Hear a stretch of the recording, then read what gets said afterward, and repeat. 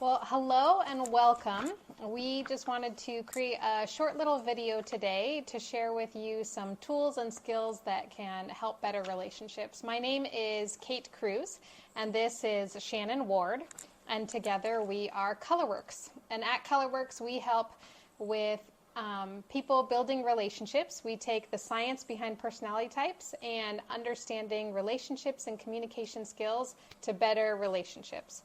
So that's what we're here doing. Recently, I wrote a small article about listening. That's a skill that I'm personally working on, trying to do better. Yes, I feel like we can always be working and improving in lots of different ways. It's something we should all work on. Yeah, for sure. And so in that article, I shared just a few small, simple, best ways to improve being a great listener. And so we're going to talk a little bit about those today. And then we're also going to talk about how to customize our language and make it more based on personality type. And so we can meet people where they're at. Why do you think it's best to kind of approach listening in this way? Well, first of all, if you're really going to be an effective listener, we're always going to try to be a better listener. But to be an effective listener in the moment, first of all, we need to understand that one size does not fit all, and that it's a skill that we can learn, which is really encouraging because it's not something that we just have to naturally be born with. So if you feel or you experience moments when you are not the best listener, it's something that you can fix and learn. And today, Caitlin has put together in that article that she wrote 4 simple ways to improve your listening every day, just working on it every day. And we also believe here at Colorworks that when you fine-tune it for the person's personality type that you're listening to, you'll have even greater success. One of the things that can be a barrier to our listening ability is that we oftentimes listen to someone else the way that we want to be listened to. And so having this framework of personality types in our background will help fine-tune those simple ways that you're going to share. Yeah, absolutely. So I kind of go over in the short article that I wrote, but the 4 ways that we're going to touch on today is the first one is to stop and put your story on hold.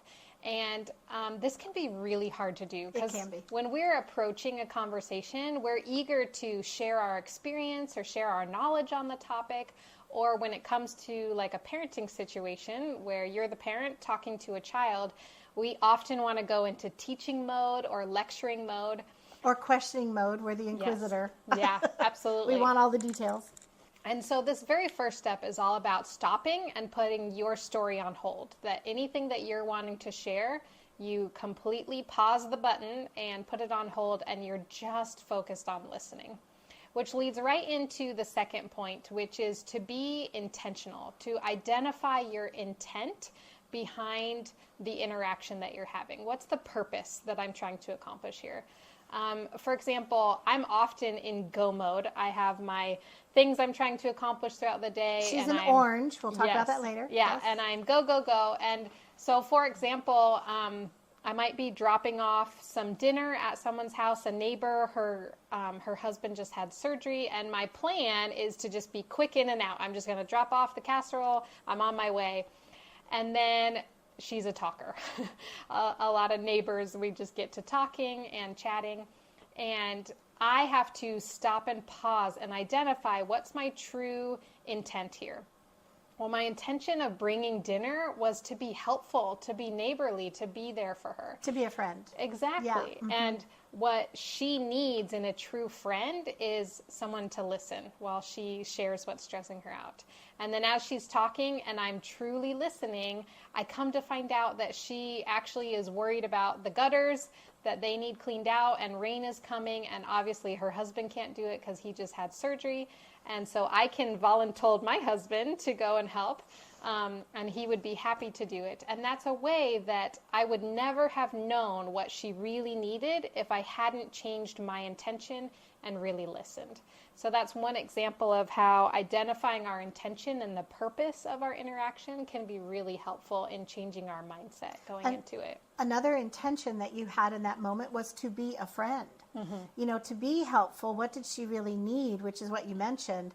And a deeper intention was to be that friend that fulfilled the need or fulfilled what she needed help with. Yeah. And then strengthening that relationship that I have which with is her. an even deeper level of intention. Exactly. Yep. So then the third point is asking good questions. I often feel like I'm the kind of person that doesn't think well on my feet. But when we are truly listening, we can be open to asking really good questions that can help open the door to new ways of thinking or help someone as they're trying to process through something or get deeper into how they're really feeling or approaching a situation. So those good questions can be really, really helpful as a listener and engaging with the person that you're building a relationship with. Questions also keep you focused on what they're saying, because you have to ask a question that matches what you just heard. And by asking good questions and being question focused instead of telling your story, that helps you be able to really tune into what they're saying so that your question isn't stupid. Yeah. And I think it continues to draw the focus on them. Yes. That it's about what they're saying.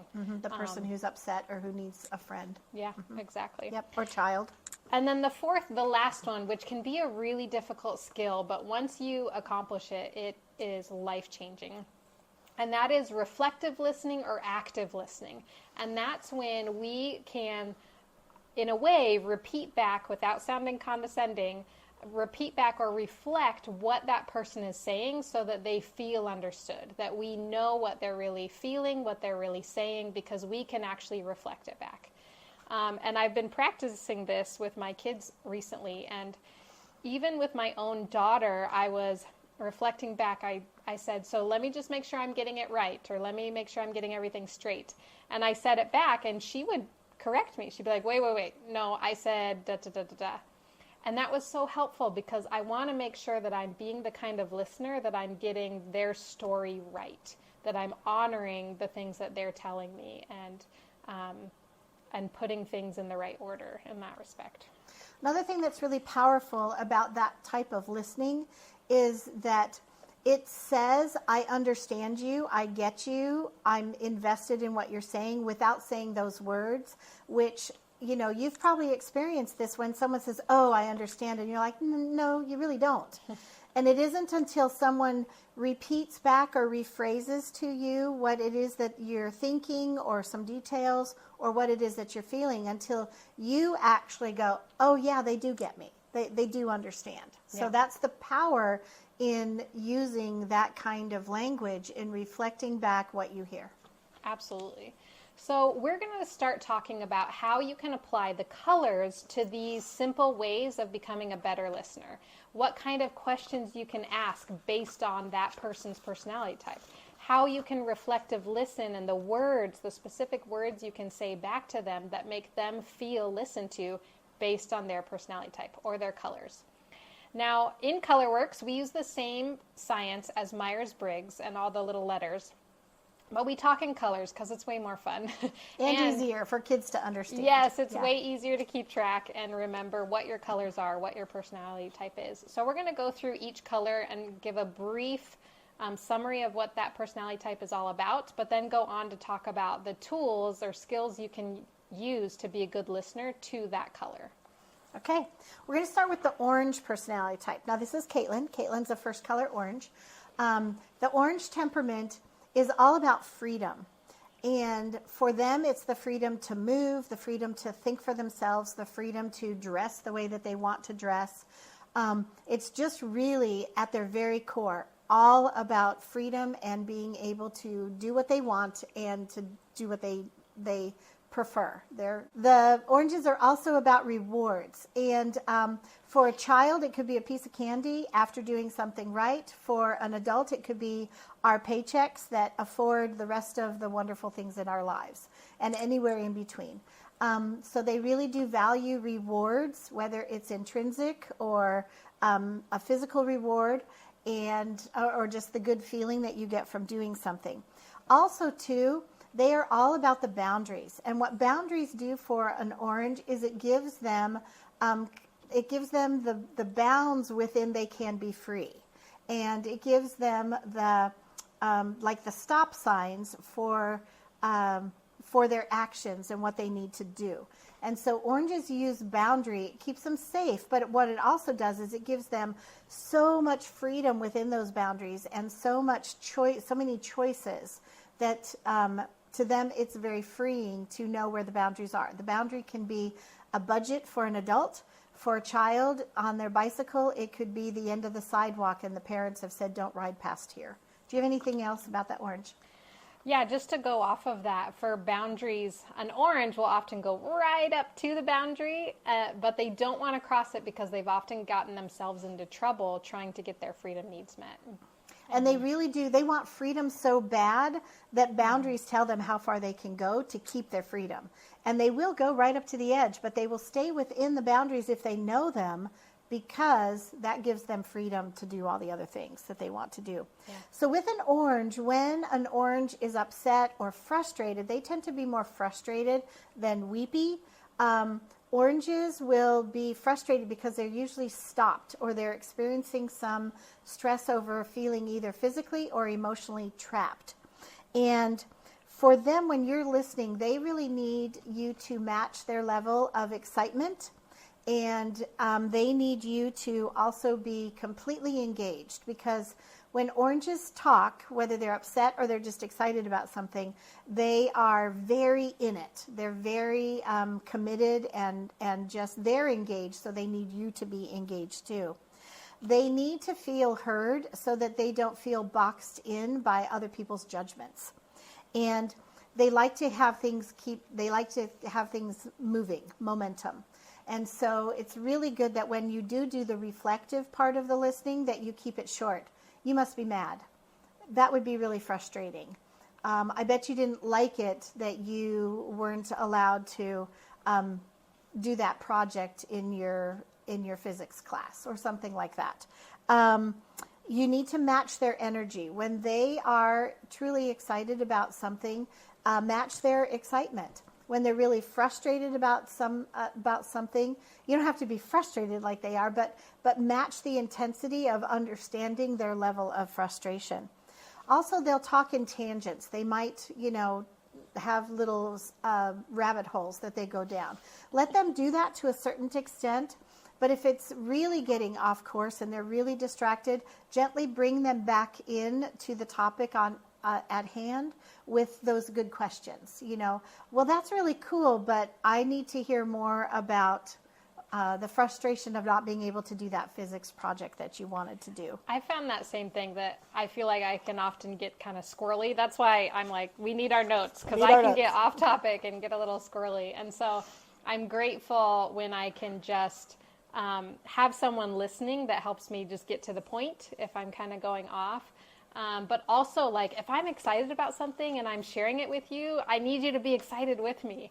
And it's a total buzzkill if I'm going off and excited about something and they're like, well, what about this? And what about that? And how are you going to do that? And I'm like, well, hang on a second. Like, just be in the excitement and the idea of it with me right now. So obviously I can relate. And so when it comes to good questions are not like the ones that she just described. Good questions do not include the ones that question the authenticity of the idea, or that would question the process. The process of how they got there. Because oranges haven't thought through the process. No, they haven't.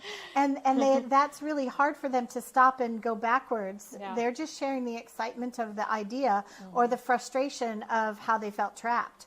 And so they need good questions like, well, what specifically frustrates you about this? Or, what is... what's a huge part of it that's exciting to you about this? Questions about how they're going to do it that really have an element of doubt, or that you don't believe in their idea. Those are not the good questions to have at this point when they're excited about something. Those would be very much overstructuring or shutting them down with rules or how things can't work, or why it shouldn't be that way. Those are shutdowns that make them feel trapped. And actually what an orange will do is go, okay, I'm not going to talk to that person again. Yeah. It's not worth my while. Mm-hmm. One of the biggest things to remember is to summarize quickly, use 10 words or less, and also help them get back to the big picture. Oranges really like to get into the details of the actions. And so oftentimes when you bring them back to the big picture of their idea, that helps them process too. Mm-hmm. Absolutely. Okay. Yeah, I love that. I love it because, of course, I'm a first color orange. So all of that I can relate to completely. So next we're going to dive into the blues. And the blues are the color or the personality type that I feel like benefits the most from having a great listener. Like, it means the most to them. It builds that connection and that relationship so much to them. So for blues, they are definitely the intuitive feelers, and they're very people oriented. They're the people. And so our blues really want to build connection with the person that they're interacting with. They want open communication, and they really want to feel understood. So as a listener, if you can help accomplish those three things, building connection, communicating, and helping them feel understood, you are really building that trust. You've made a friend for life. In that relationship with the blue. Absolutely. Yes. Yep. So the first thing you can do as a listener for a blue is that you want to help them feel emotionally safe when they're with you. That when they are talking to you, they are free to express any emotion or even cry in front of you, or that they can just be their authentic selves and they are safe with you. So as a listener, if you can help them feel that way and feel understood, that's going to be huge, giving them that assurance.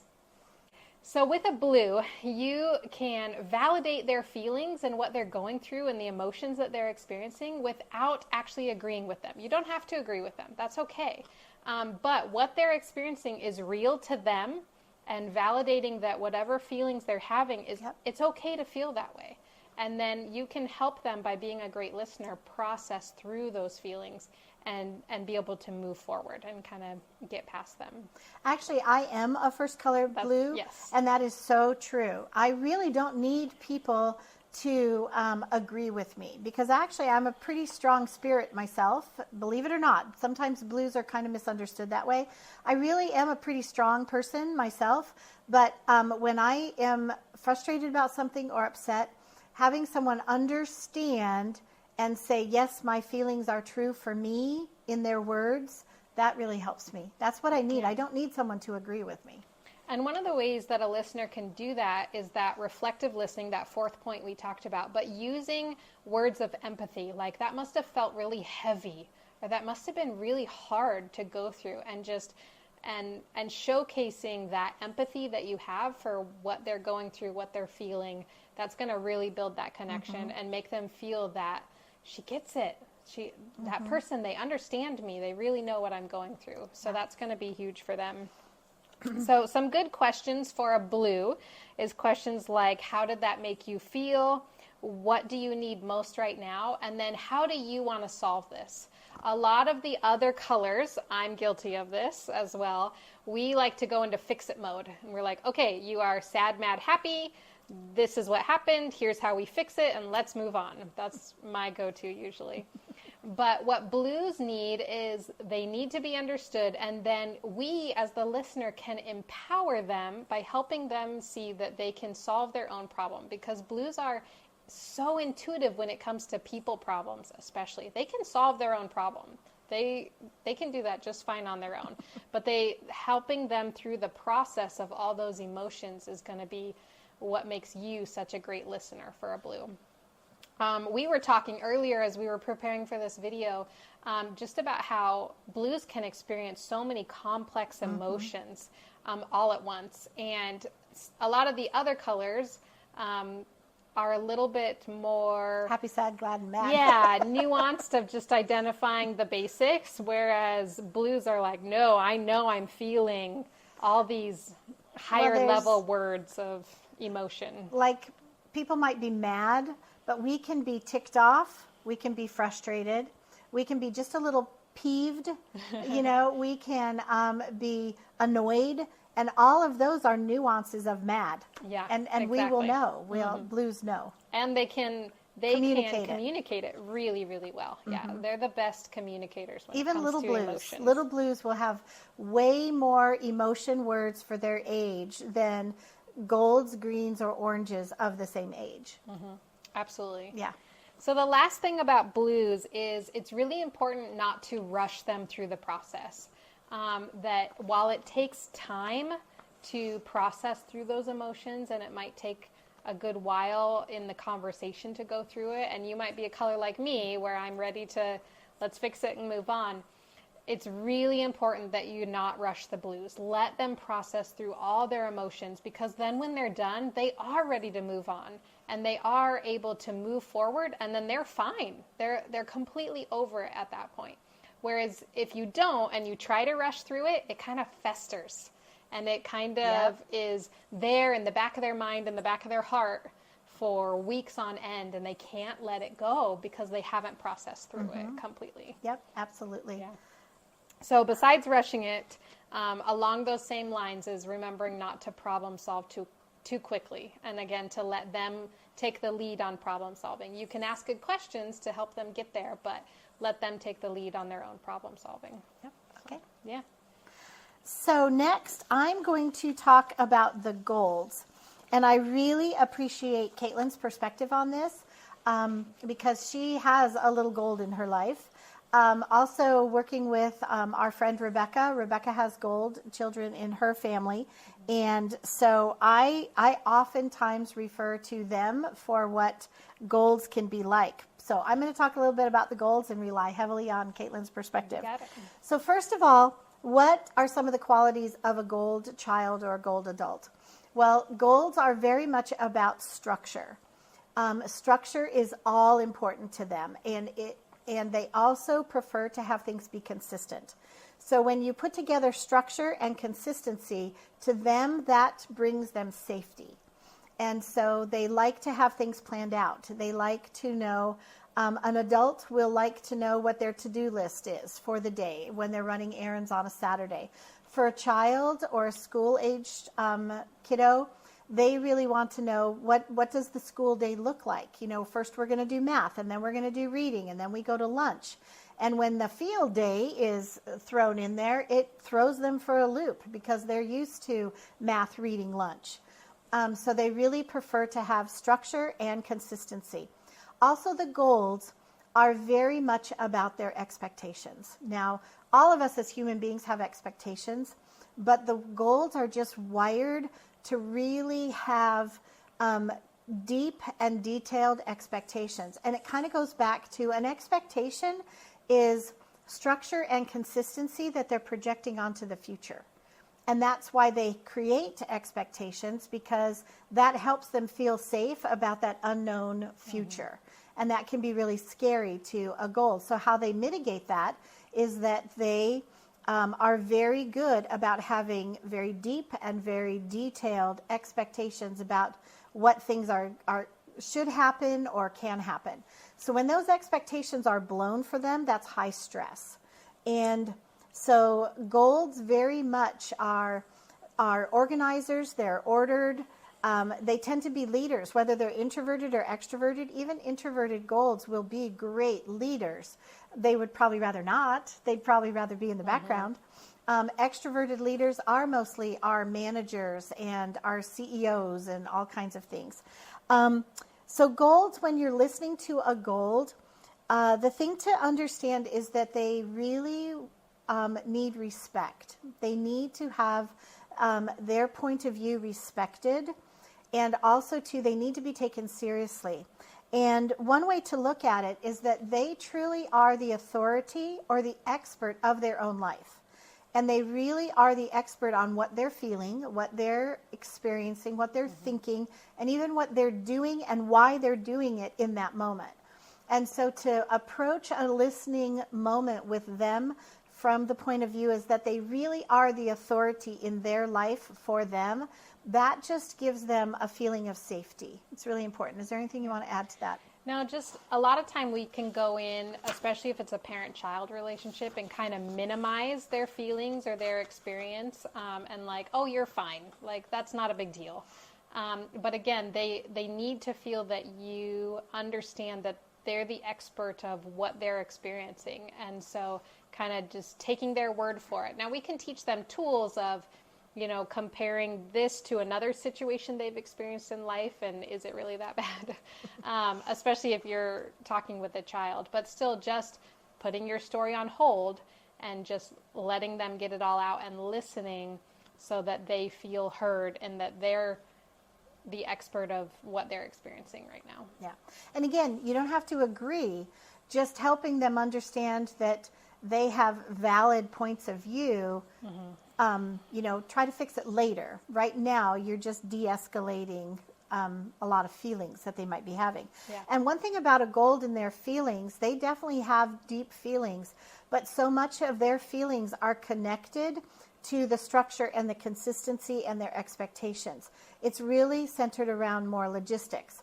And for a gold really wants to know when you're listening that you're eventually going to get onto the same page. And so for them, their feelings are connected to those logistics and being on the same page. And so they will often want to make sure that you're not misunderstanding some of the details more than misunderstanding their feelings. They want to make sure that you're not misunderstanding what went wrong with the plan than that they are frustrated about it. They want you to understand and respect and take very seriously that their expectation was blown about what this weekend was going to look like, rather than really dwelling on the fact that they were sad.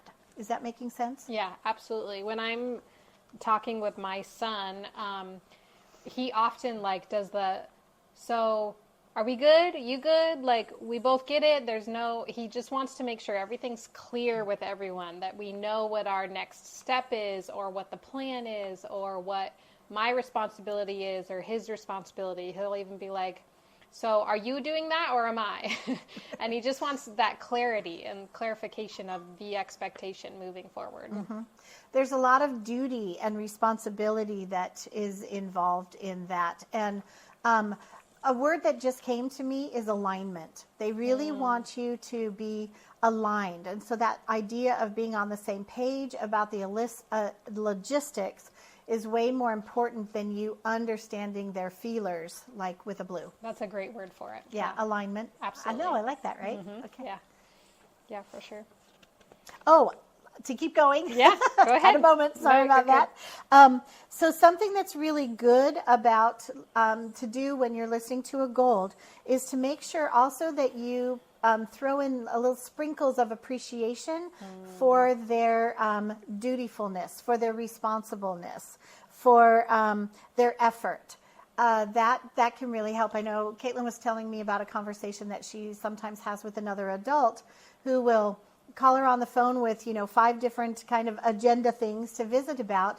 And Caitlin will say, I'm really glad that you came to me with this phone call with these 5 things so that we could take care of all of them, because actually they were on my mind too, but I probably wouldn't have had a list. Mm-hmm. Yeah. And so that tends to help a lot when you are listening to a goal, to throw in a little sprinkle of recognizing their effort and how they were responsible. Mm-hmm. Some things to do when you're listening also too is don't try to minimize their concerns. And because it really is linked to that structure and that security and their expectations being blown if they're upset.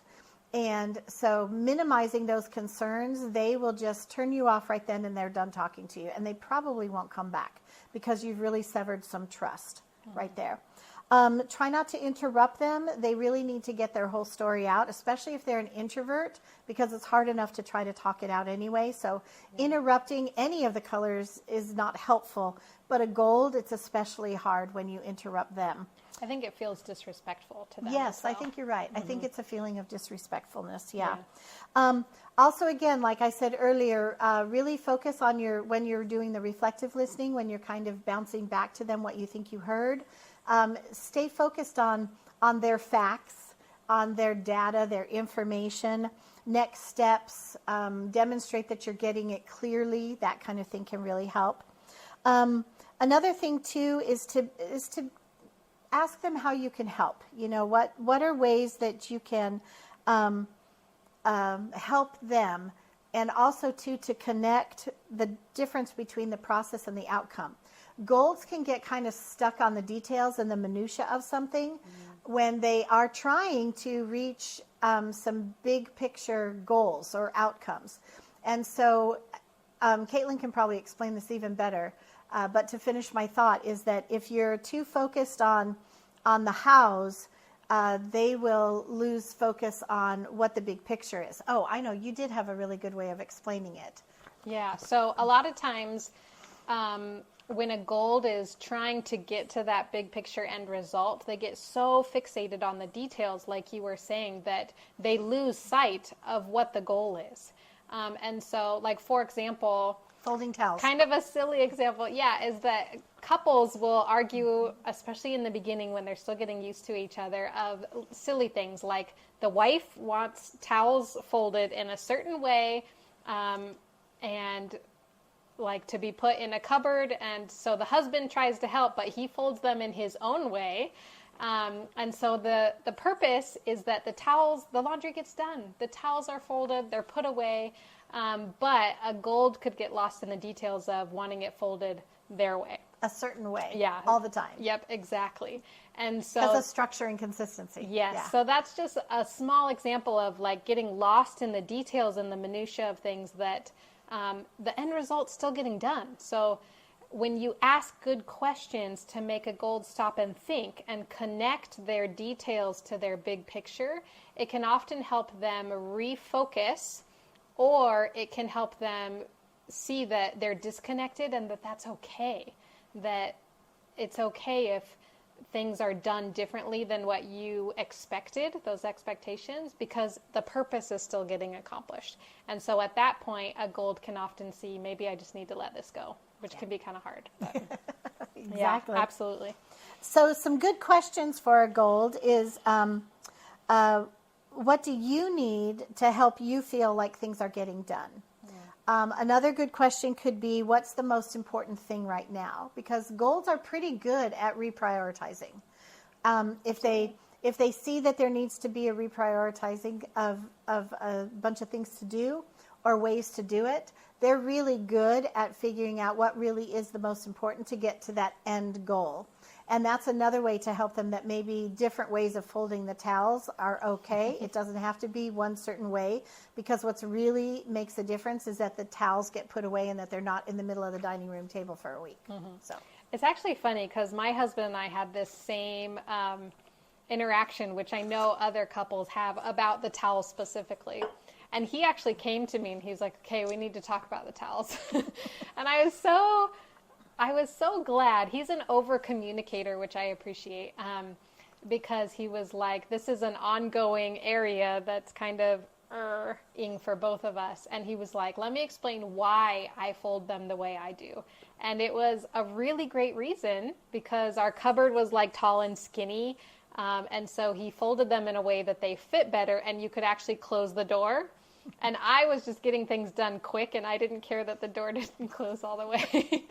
So after he explained his logic, I was like, okay, I can fold the towels the way you like, because I can see the logic in it. So even that extra little bit of communicating and hearing each other out can make a huge difference. And you really did listen. Yeah. Then. Yeah. Mm-hmm. Yep. Absolutely. Okay.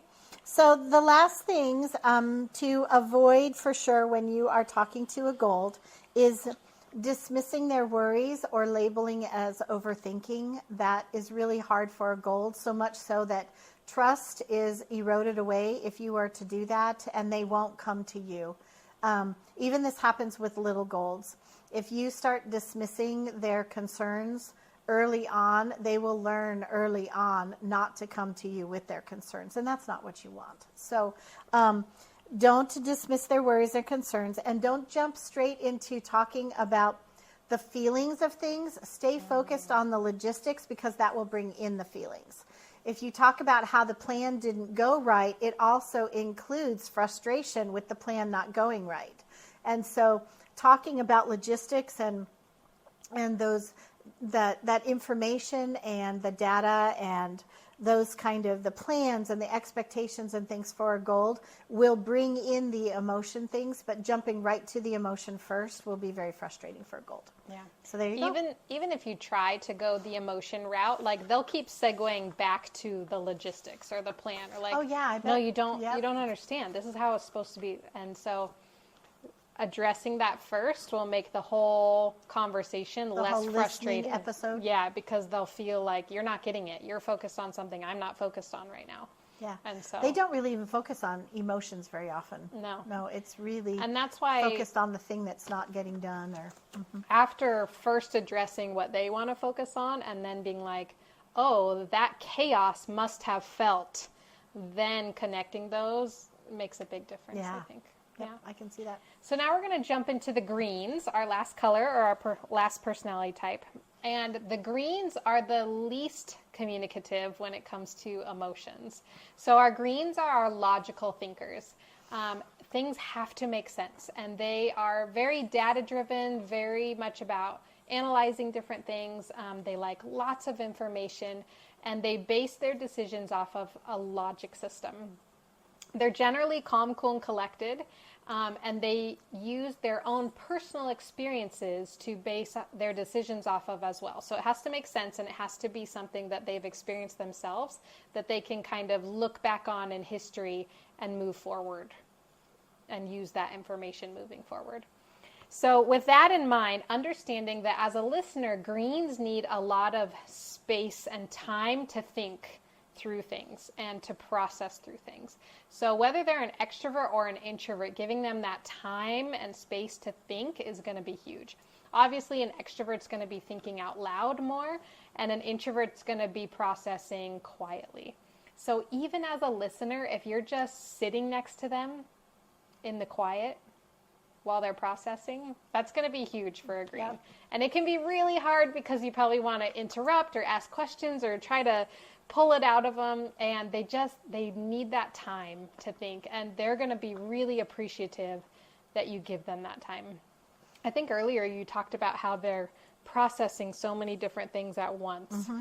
And because greens think like a web. Mm-hmm. And so they've got all these data points that they're trying to make connections and make sense of and pull it together, that it's hard work. And so if you have a green who's being quiet, but you're sitting next to them, it might be awkward for you because of the quiet. It kind of feels like, what am I doing here? But for them, they're doing a lot of hard, heavy lifting in their brain. Yes. And they're making connections, and they're trying to process those feelings into words and trying to sort it out. And so giving them that time and that space and some silence really makes a difference. If you need to, it's better to walk away and come back than it is to interrupt that process. Mm-hmm. Yeah. And also, a first or second color green, they both need that time to think through their emotions. Like, it's an extra step. Mm-hmm. A first or second color blue can understand their emotions pretty quick. Yep. But a first or second color green really has to take that extra step of thinking through their emotions. I'm a second color green, so I'm an orange green, and that's the case for me as well. Like, I have to process and think through, what am I feeling? Why am I feeling this way? How do I make it stop? How do I make it stop? Emotions are illogical, so I do not like them. But yeah, exactly. And so anytime you can give that space for them to process, that'll be really helpful to them. They tend to compartmentalize emotions.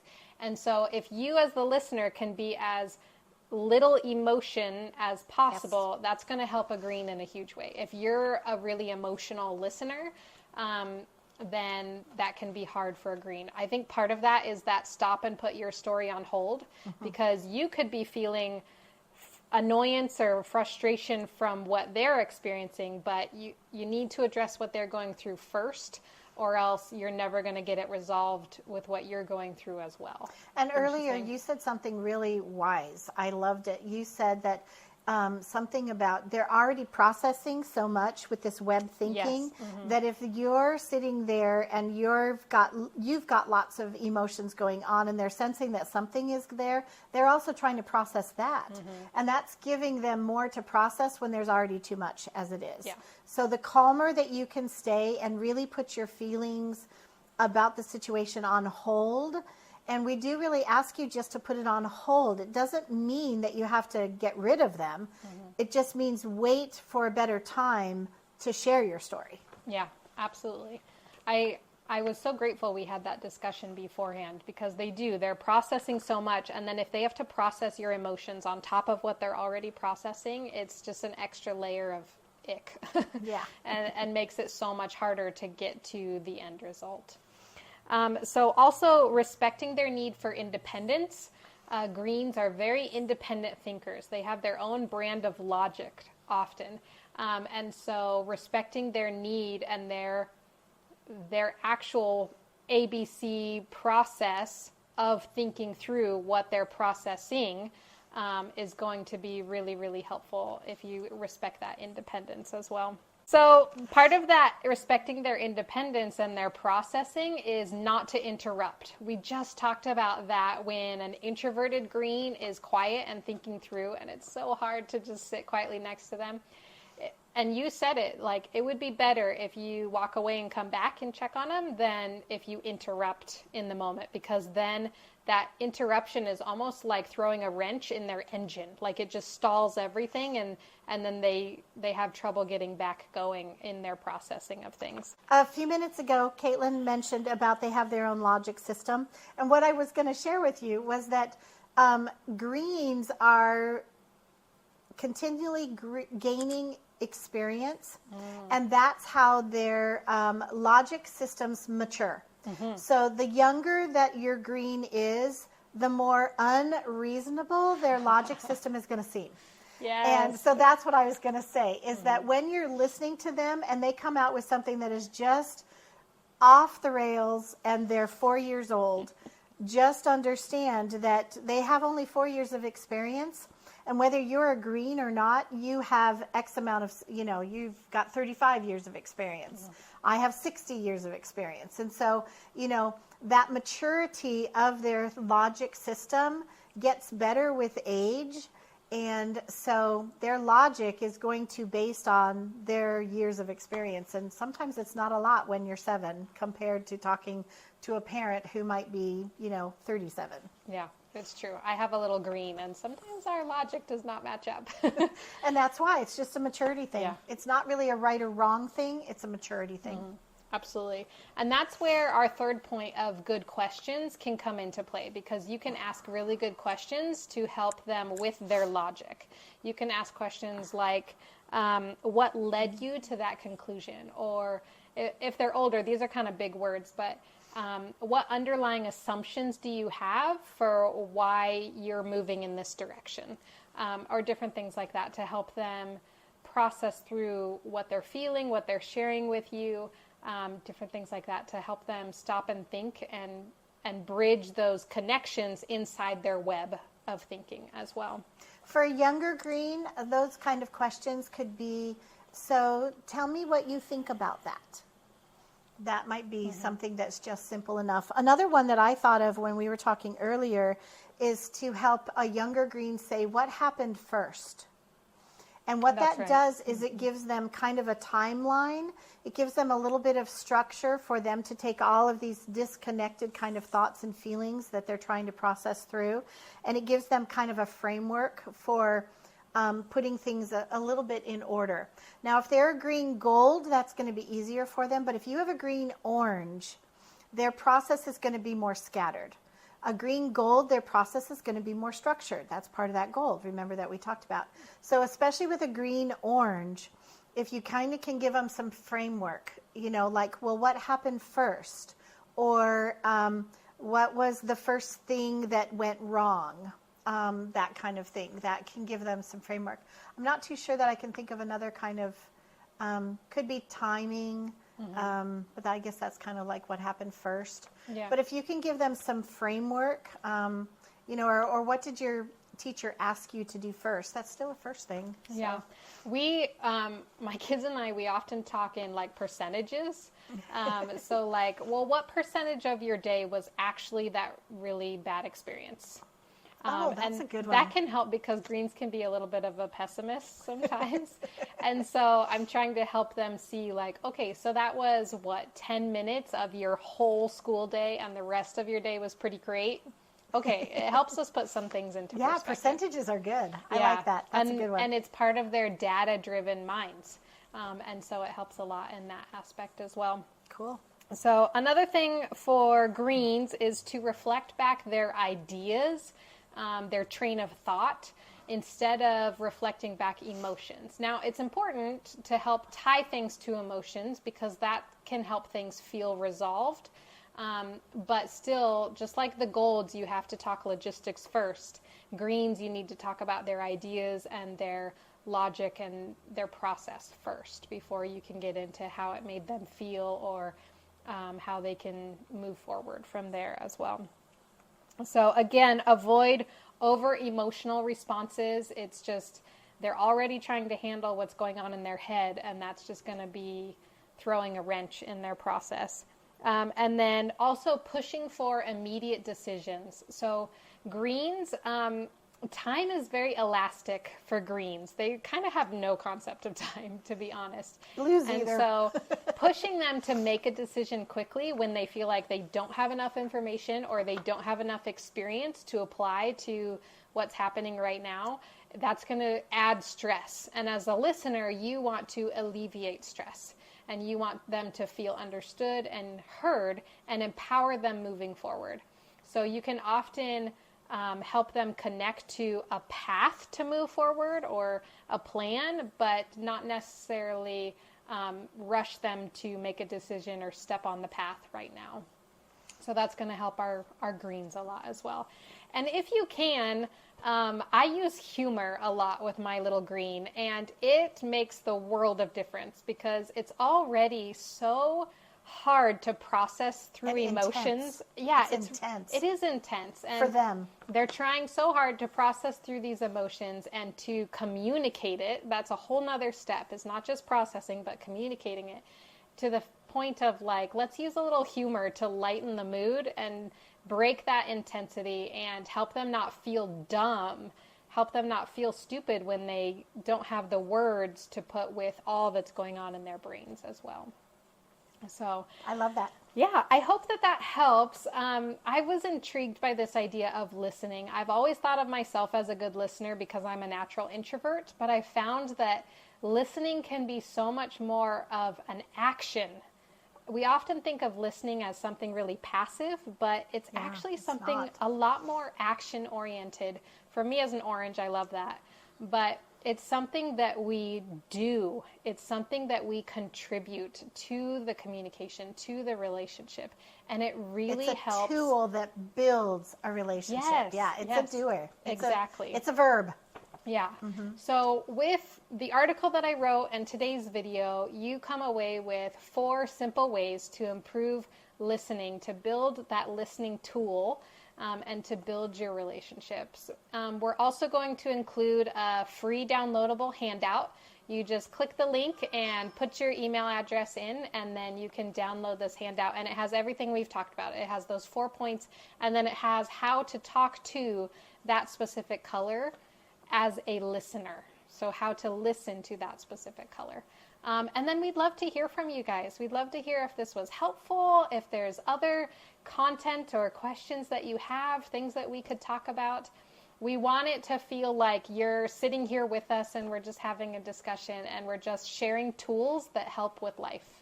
Also, below this video, you'll find a link to figure out what your colors are and what your child's colors are. Absolutely. So until next time, thank you. Bye-bye. We'll see ya.